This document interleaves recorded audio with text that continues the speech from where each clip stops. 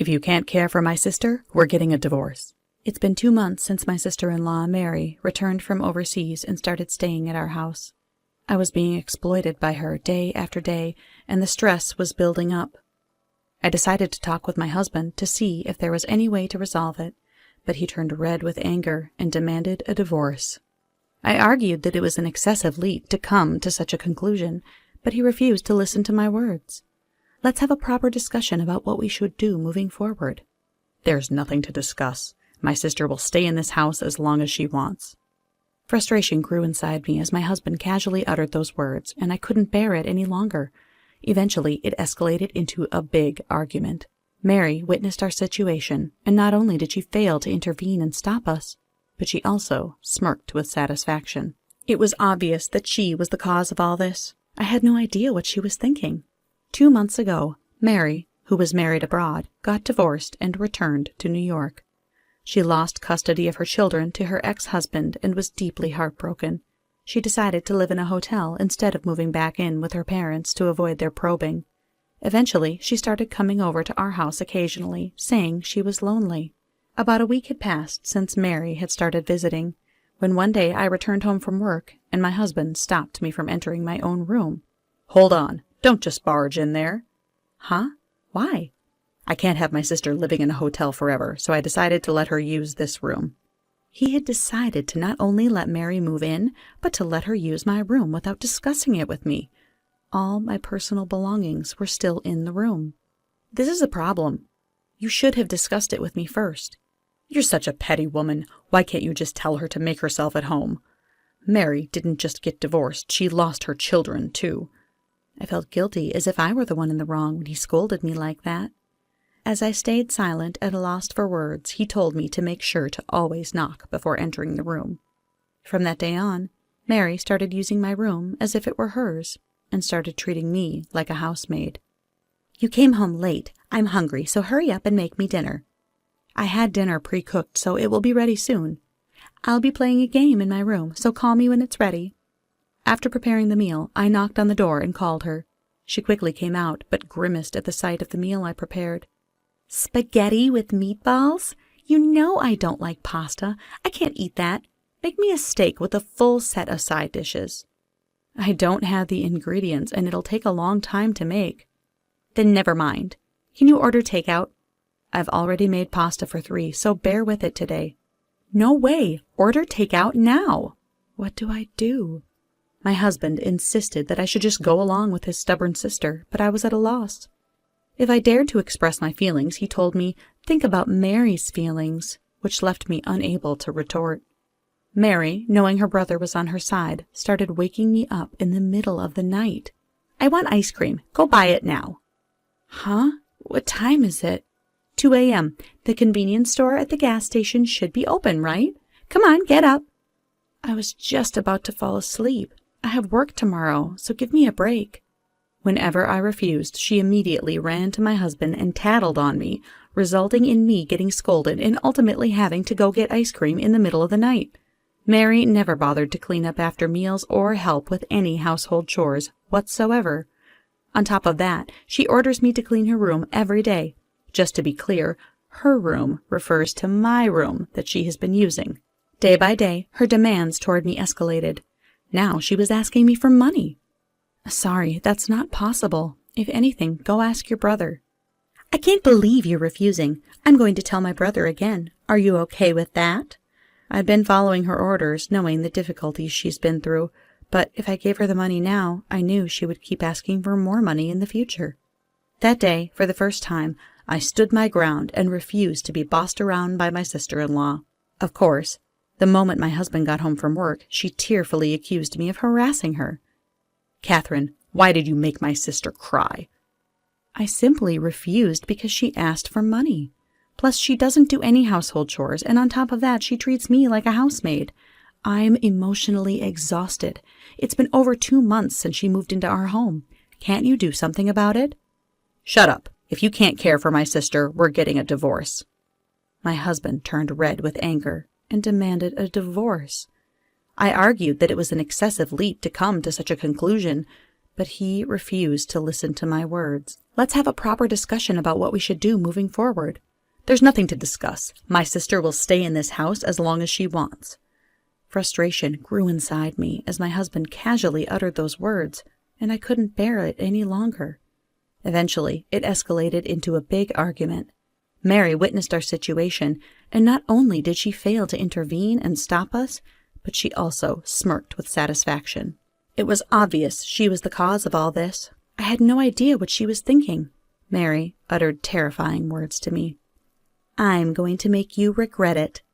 I'm Catherine, currently 27 years old. I'm being constantly manipulated by my sister-in-law. My parents divorced when I was still young due to my father's infidelity. My mother, who raised me as a single parent, passed away from breast cancer when I was 19. Since then, although I had friends, the loneliness of not having a family could never be filled, and I lived carrying that loneliness in secret. It was during those days that I met my husband, Bob. After a year of us being together, we solidified our relationship 3 years ago. The excitement of our early days of marriage has faded, but since getting married, I've been grateful for the presence of a family. Despite this, Bob recently lost his enthusiasm for work, quit his job on his own accord, and has become a part-time worker for 3 days a week.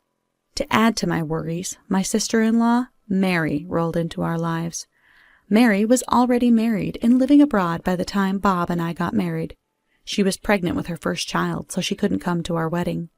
We never had the opportunity to meet because we were so far away.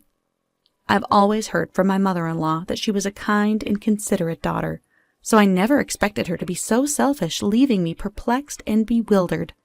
Her behavior continued to escalate.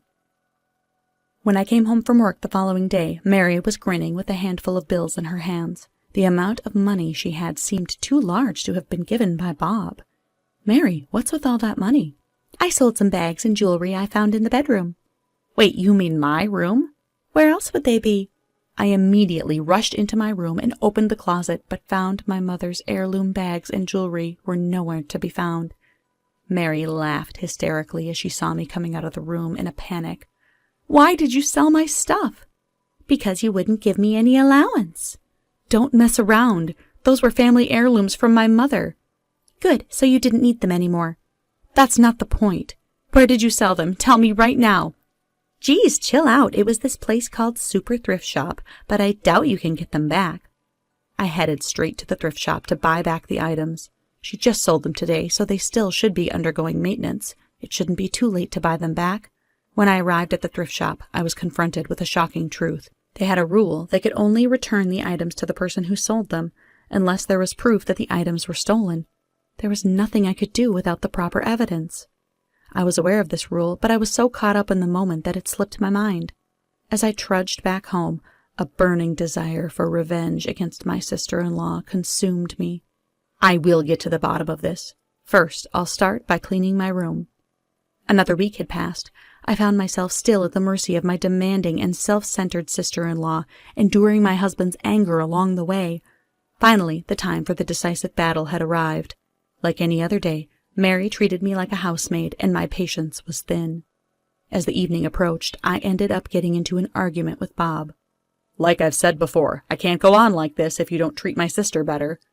Are you threatening me with divorce again? If you don't change your attitude toward Mary, I might have to. Lately, it seemed like Bob believed as if he brought up divorce, I would stay silent and obey. As usual, he looked down on me with arrogance, and Mary stood next to him, laughing.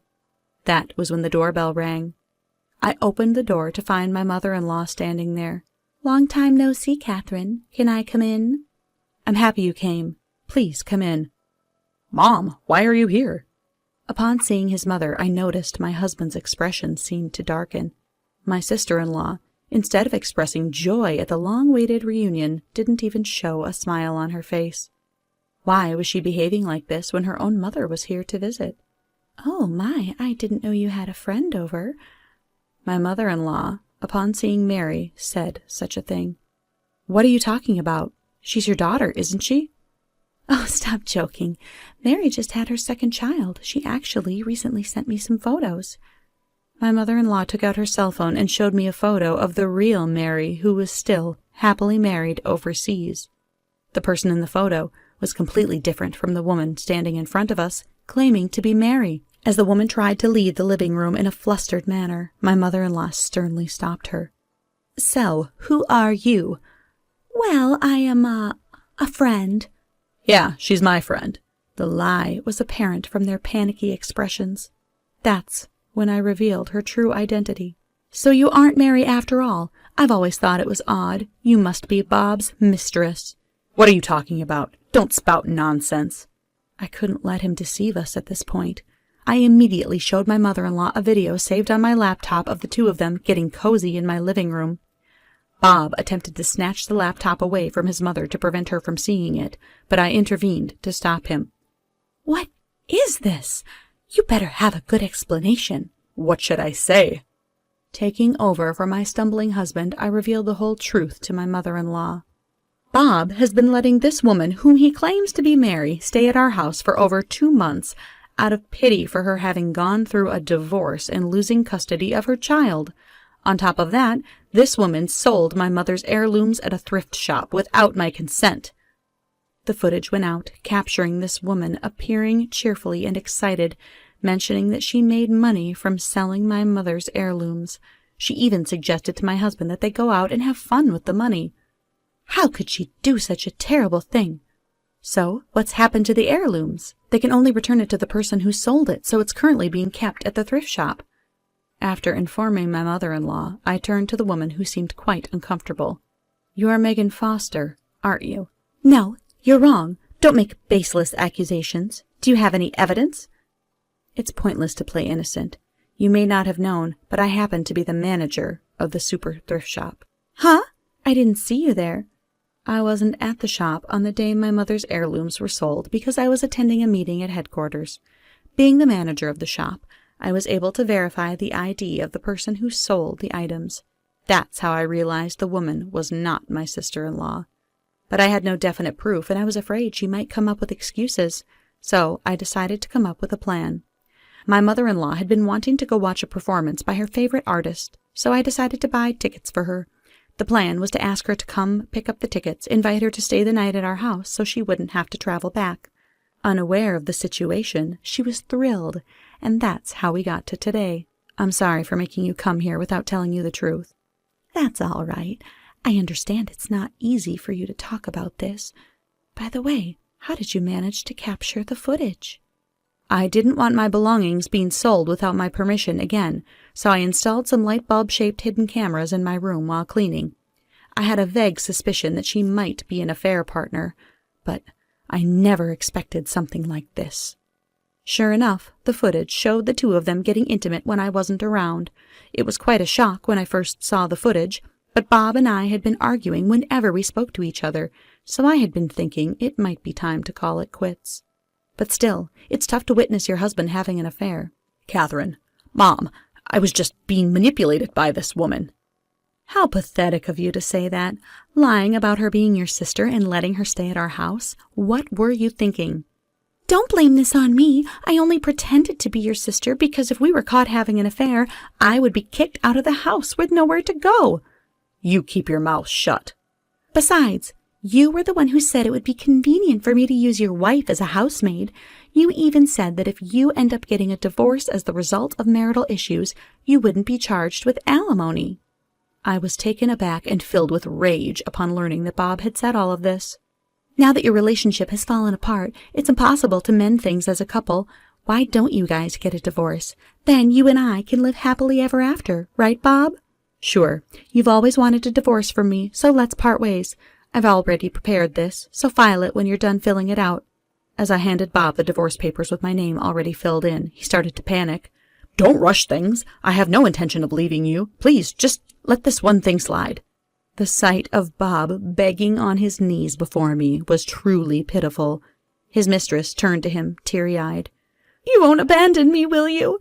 You know I have nowhere else to go if I get kicked out of here." "Shut up. Don't come near me." Bob forcefully brushed off the woman clinging to him. Yet the sight of the woman pleading not to break up was so tragic, it made me feel uncomfortable. In place of my husband, who didn't even spare a glance for her, I conveyed something important. "You don't have to worry about where to go." "Huh? Where?" "The police." I reported you earlier for stealing and selling my belongings. They should be arriving here any minute. I'll go back to the thrift shop right away and get your things back, so please tell them it was a mistake." As the sound of the police sirens grew closer, the woman, realizing the situation, apologized to me for the first time. "I'm really sorry. I've learned my lesson. I won't do it again." If apologizing was all it took, then we wouldn't need the police, would we? I presented the woman to the police as the one who stole and sold my belongings. She was soon taken away. Bob, who had been staring blankly at the scene, began to beg on his knees again once the police had left.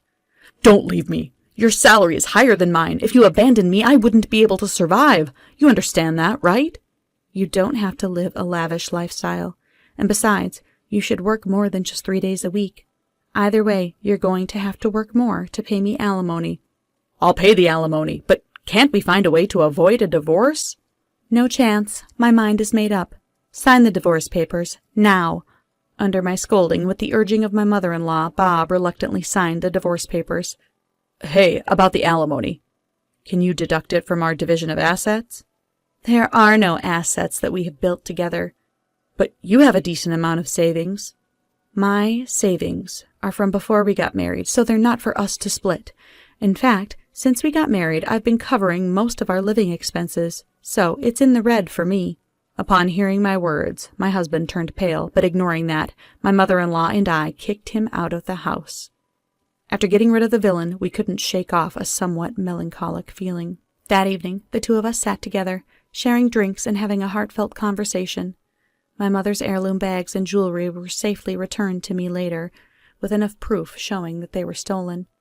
My divorce with Bob was quickly finalized, and I demanded $20,000 each in alimony from Bob and his mistress. Bob was disowned by his in-laws. He had also broken up with his mistress, who was already let out of jail, as they were constantly arguing.